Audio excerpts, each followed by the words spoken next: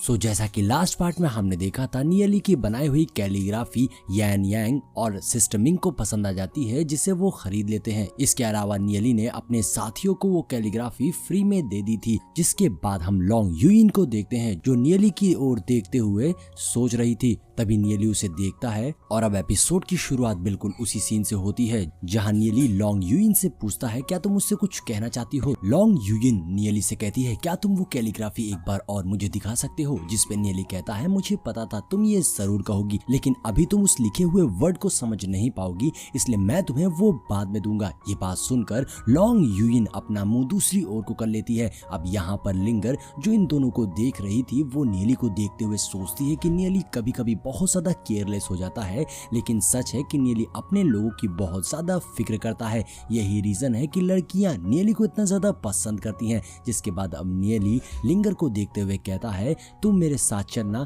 मैं तुम्हारे लिए एक और वर्ड लिख के दे दूंगा, जिसे तुम टियानयिन सेक्ट में बेच सकती हो या फिर किसी ऐसे पर्सन को दे सकती हो जो इसे डिजर्व करता है।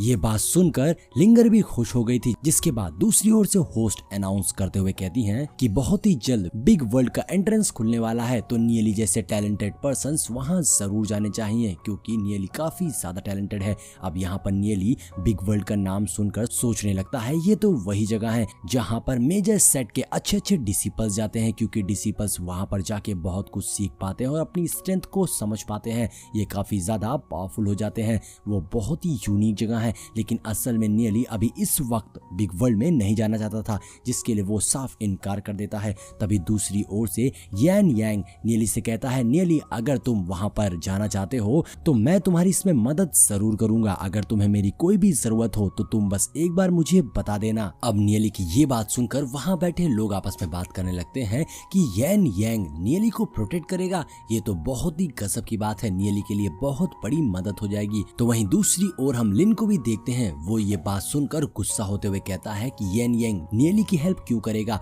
उसे तो मेरी हेल्प करनी चाहिए, क्योंकि मैं रेन गॉड सेट का डिसिपल हूँ, लेकिन मैं तो हमेशा ही भेड़ों की तरह झुंड में दिखाई देता हूँ। मेरी अपनी तो कोई पहचान ही नहीं रह गई है। वहीं दूसरी ओर अब नियली यान यांग को इसके लिए शुक्रिया कहता है, लेकिन वो साथ ही ये भी कहता है कि अभी इस वक्त मैं बिग वर्ल्ड नहीं जाना चाहता हूँ। जिसपे यान यांग कहता है, ठीक है, लेकिन तुम्हें मेरी अगर जरूरत हो तो तुम मुझे बता देना। जिसके बाद दूसरी ओर से होस्ट अनाउंस करते हुए कहती है कि अब आज शाम को यहाँ पर एक पार्टी होने वाली है और मैं चाहूंगी कि आप सभी इसे अटेंड करें। जिसपे ये सभी वहां से जाने की तैयारी करने लगते हैं। तो वहीं दूसरी ओर नियली लिंगर से कहता है, तुम मेरे साथ चलो मेरे घर। जिसपे लिंगर कहती है, लेकिन आज तो यहाँ पार्टी होने वाली है। जिसपे नियली कहता है, बस अब हम और पार्टीज अटेंड नहीं करेंगे, अब हमें घर चलना चाहिए। जिसके बाद येली खड़ा होता है और वो नियली से कहता है कि अब मैं भी निकलता हूँ और मैं तुम्हारे लिए स्पिरिचुअल स्टोन्स भिजवा दूंगा। जिसपे नियली भी कहता है कि मैं भी तुम्हें इन्फॉर्म करते रहूंगा अगर मुझे किसी और तरीके की कोई न्यूज मिलती है तो। जिसके बाद नियली अपने साथियों के साथ वहां से जाने लगता है। तो दूसरी ओर हम यान यांग को देखते हैं, जो नियली को देखते हुए सोचता है कि नियली तो सच में एक जीनियस है।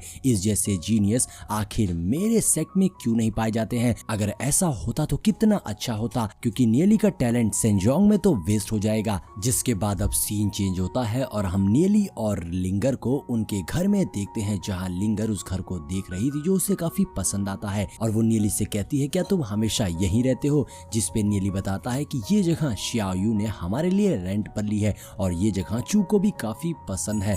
अब लिंगर उस घर को देखते हुए सोचती है कि इस घर में हर जगह नियली का ऑरा फैला हुआ है। यहाँ पर नियली कह रहा था, मैं बहुत ही जल्द तुम्हारे लिए भी एक पिल तैयार कर दूंगा। तभी लिंगर घर को देखते हुए बाथरूम तक पहुंच जाती है और उस जगह को देखते हुए कहती है, ये वही जगह है जहाँ पे नियली बात लेता है। अब नियली जब उसे ऐसा देखता है तो वो लिंगर से कहता है कि तुम टियानयिन सेक्ट से बहुत लंबा सफर करके आई हो, इसलिए तुम बहुत ज्यादा थक गई होगी। अच्छा होगा कि तुम भी बात ले लो, मैं कुछ वक्त के लिए बाहर चला जाता हूँ। जिसपे लिंगर कहती है, अरे नहीं, इसकी कोई जरूरत नहीं है। दरअसल मैं ज्यादा दिन यहाँ पर नहीं रह सकती, मैं तो बस इसलिए यहाँ पर आई ताकि मैं तुमसे बात कर सकूं। लेकिन नियली ने लिंगर को कन्विंस कर लिया था। जिसके बाद अब अगले सीन में लिंगर बात लेने चली जाती है, तो वहीं नियली दूसरी ओर बैठकर अपने फर्नेस की मदद से पिल रिफाइन करना शुरू कर देता है।